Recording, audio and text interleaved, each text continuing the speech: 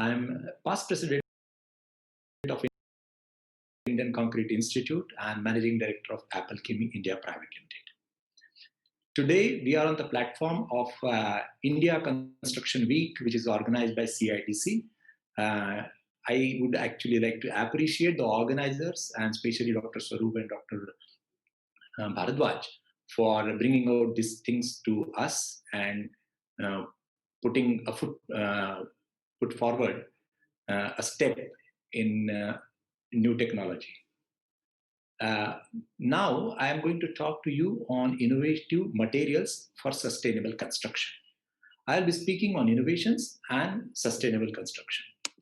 If you are talking about innovations, successful commercialization of a product, process, or services as a part of demand of the market or a target customer is referred to as innovation. As far as civil engineering industry or construction industry is concerned, the definition is a little different. Let us look at what is sustainability and what is the innovations. I am giving you very simple examples. Recently, in the Discovery Channel, there was a sustainability appreciated, and wherein in Rajasthan, refrigerators were made out of clay. And in this refrigerator, except making ice creams, everything can be made, everything can be used. You can put fruits, milk, vegetables, and keep it cool. And there is no energy required, external energy required. And the refrigerator can cost as less as around 2,000 Indian rupees. And it's absolutely sustainable, and it has been appreciated all over the world. Similarly, if you're talking on the innovation side of it, I really have one example, which is of Tata Nano. Now, this particular vehicle has got innovations of 31 in the design part, 31, and around 37 patents on the technological front. So this is something great. Now let us look at what our construction industry has done on the innovation side. Yes, recently there is a huge mechanization, concrete mixers, cranes, power tools, they have come in a big way, computer-aided design, beam modeling system, modular construction, which is precast, prefab, and also robotic total stations. So this has changed the way we do the construction. Similarly, if you are looking at the pavements, concrete roads are being done everywhere in the world, and even there are precast, prefabricated concrete road panels. And the innovative part is that now people are even trying to put sensors in the lifting holes, and then there will be sensors, processors, which can transfer the information about the behavior of the concrete pavement. You can monitor it sitting in the office, and that is something great. If you are looking at the innovations on the resource side, yes, manpower, we are taking care of great. We are having smart clothing for the people who are at the site. This clothing can change its own temperature based upon the body temperature of a worker. And for the safety side also, if you are putting up these new gloves, which are developed recently in Germany, then the gloves will change its color if the person is touching his hand to any toxic product. So this is quite a safety parameter, I will say.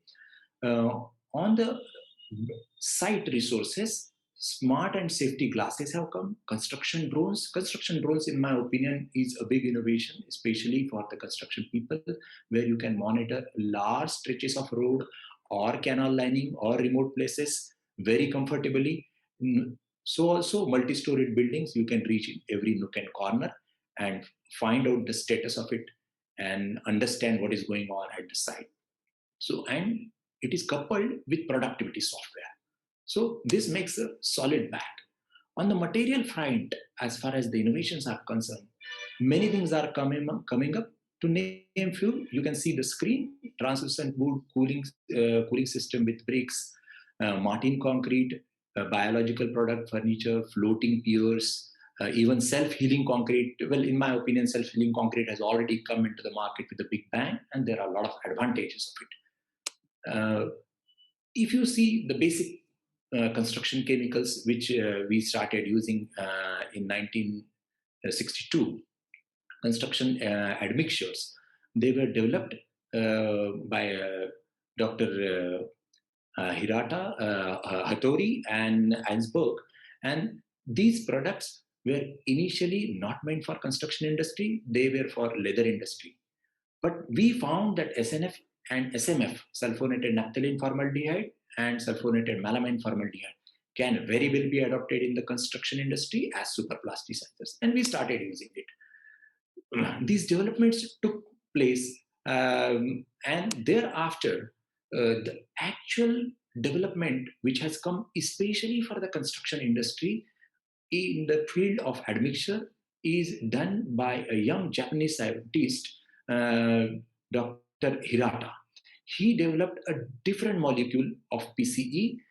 He reacted MPEG with methyl methacrylate or acrylic acid, and he developed a molecule of PCE, which is polycarboxylate ether. And PCE has been changing the entire construction technology in a big, big way. With PCE in hand, now we construction engineers can have a concrete pour of 10-meter at a stretch with congested reinforcement. You can have big raft or mass concrete work of 2-meter thick also on a large scale without any hesitation. There cannot be any cold joints also. We can have free flow concrete, high strength concrete. Many, many farms have come up. But basically, it is because of PCE. The further development in the PCE technology is a viscoflux technology. Well, I am very proud to be a part of viscoflux technology because this is a green technology. How green? Because basic PCE technology aims at producing a product by heating it up to 160 degrees centigrade in the first phase of reaction, and in the secondary reaction another 120 degrees centigrade is heated, then cooled, and the process takes around 10 hours. In PCE technology, what you can see on the reactor on the right hand side, it is only one process. It is almost at the room temperature, no heating, no cooling is required, and the process is complete in 2 hours. So that's a great innovation. Similarly, there are innovations in the other products in the construction side, which is curing compounds. Curing compounds have changed huge amount of water. The water which we are using can be reduced to very, very large extent. They are of wax base, water base, or aluminized resin base. And once you put a curing compound, then the evaporation control losses, and there can be good protection, and water for the curing can be totally saved. Well, talking about the evaporation control, there is recently a new development. A product has come which is evaporation control agent. Now, this evaporation control agent is a liquid which you can spray immediately after the casting is done on the pavement. So the evaporation controls takes place, and thereafter you can put curing compound and then take care of the pavement things. Well, this is what I have shown in the picture, that in the first slide you can see the evaporation control agent put, and thereafter, after half an hour or so, when the concrete can retain its texture, and you can put do the brooming, texturing, and curing compound. Well, as far as the RCC is concerned, bipolar corrosion inhibitors are one more great product, that the concrete which is embedded, the steel which is embedded in concrete will not rust, and, and this is a big benefit for the construction. Recently, there are developments in the sealants. White toppings are being done in many parts of India, and for the filling of the joints of these white toppings or tunnel joints or concrete roads, sealants and adhesives with polymer or polysulfide or polyurethane have come in a big way.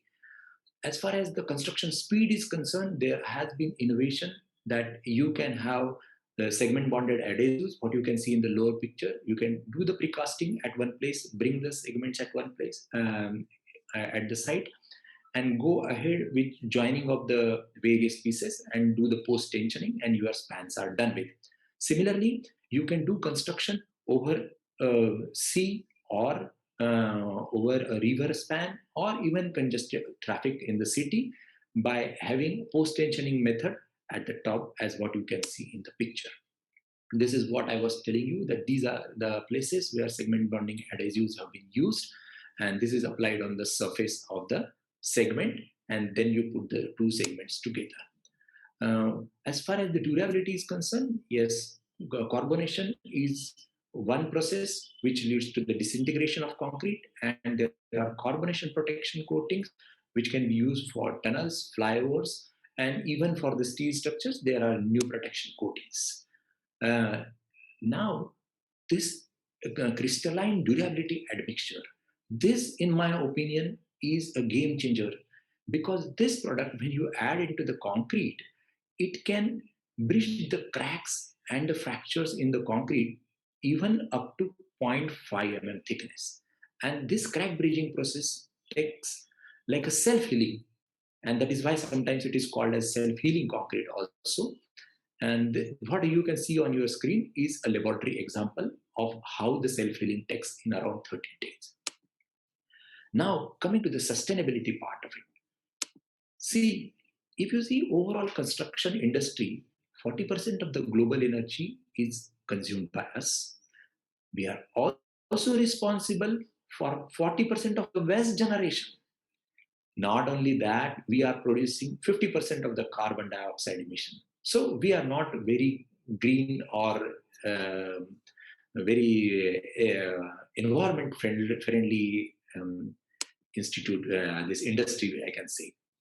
What we will have to use, that if we want to be sustainable and good industry, we will have to use all the innovations. We will have to use supplementary cementitious materials like fly ash, microsilica, industrial waste. And not only that, once we make a nice concrete mix design out of it, with the help of PCEs, then obviously with better concrete technology, you get durable concrete because there is a longer span, and the longer span will again give you sustainability. So whatever we have talked about the innovations, now if we put it into the field, we will be achieving better and better sustainability.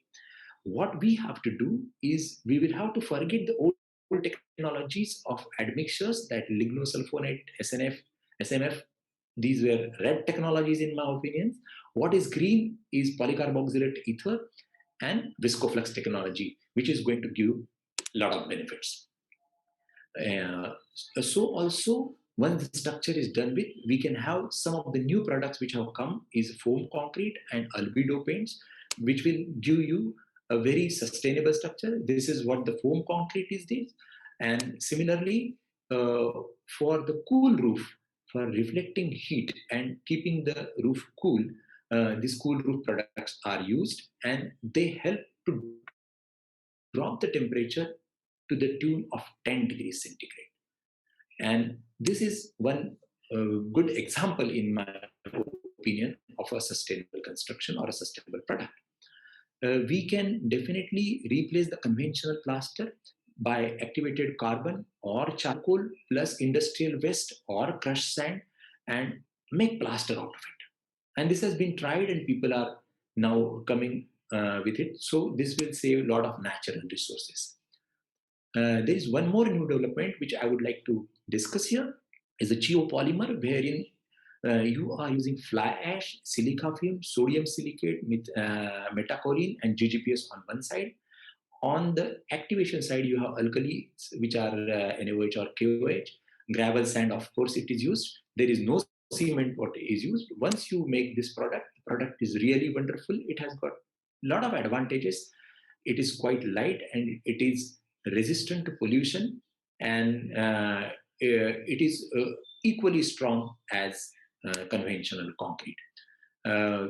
Recently, there are some examples where underground metro tunnel sections have been done in geopolymer concrete with fiber reinforcement in it. Coming towards the end, recently what I found that Israel has developed some protection coatings which will prevent the spread of corona.